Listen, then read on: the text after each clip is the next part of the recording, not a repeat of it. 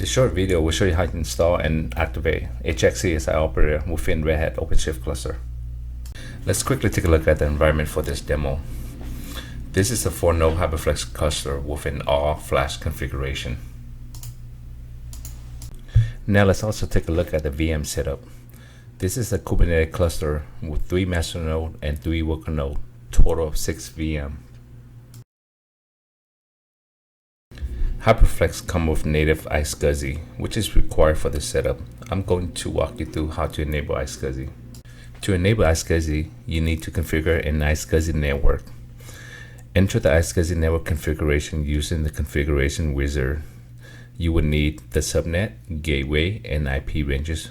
The iSCSI storage IP address is the address that your client will use to connect to. This wizard will also take care of creating the iSCSI VLAN on the Fabric Internet. You will need to provide the HyperFlex admin username and password here. Double check all your inputs and simply hit configure on the bottom.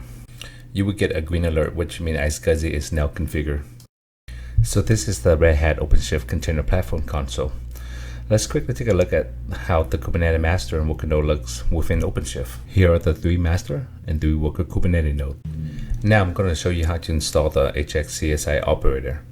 But before we do that, let's go to Install Operator and make sure that it's not yet there. As you can see, this screen is empty, which means that there is no operator installed on this cluster. To install an operator, let's navigate to the Operator Hub, which is the catalog for all available operators within OpenShift. Let's search for Cisco Operator. There are currently 3 available. Click on the last one, which is the Cisco CSI Operator. This screen will show you some info about this operator. Let's click on the Install button to install the CSI Operator. You can make further configuration here or accept the default setting and click the Install button to confirm the installation. At this point, the wizard will take care of installing of the operator. You will get a confirmation once the operator is fully installed. Once the CSI operator is installed, you will also need to activate the HyperFlex CSI driver. Click on the View Operator button. Navigate and click on the HyperFlex CSI driver tab and click on the Create HyperFlex CSI driver button. This is the CSI driver configuration form. Enter the client ID here. This is to identify this CSI setup for this HyperFlex cluster. For this setup, I'm going to use the client ID of Demo2.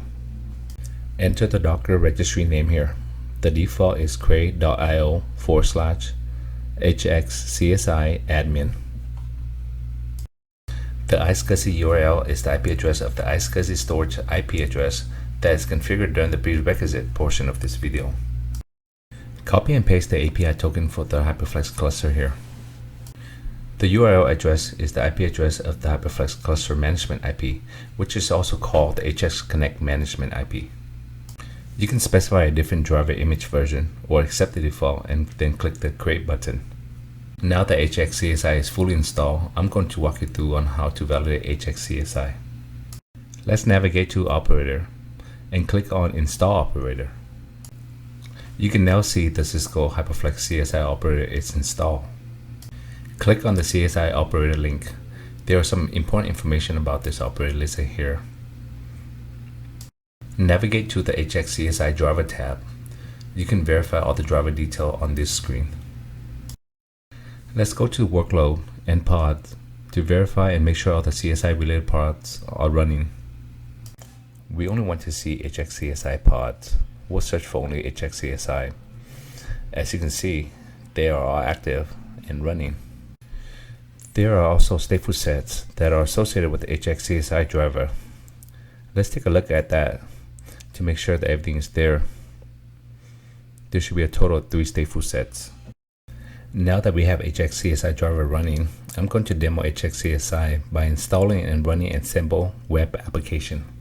Here I have 2 YAML files, one to create a persistent volume and another file to create the application that will use that volume.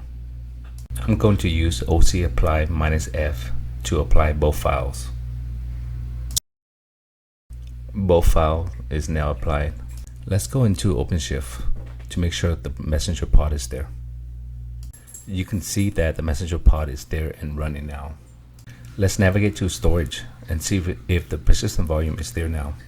The Messenger app is installed and ready to go. Let's open the browser and connect to it. The Messenger app is a simple message board application for the purpose of testing. To use this app, I will need to sign up for an account. I'm going to input my information and hit sign up. Now let's log in and test this out. I'm going to enter my credential and click sign in. This is a message board app, so I'm going to create some demo message and share it. I'm also going to post a few more messages here. As you can see, this application is writing and storing all its information on the persistent volume that is made available by the HX CSI driver.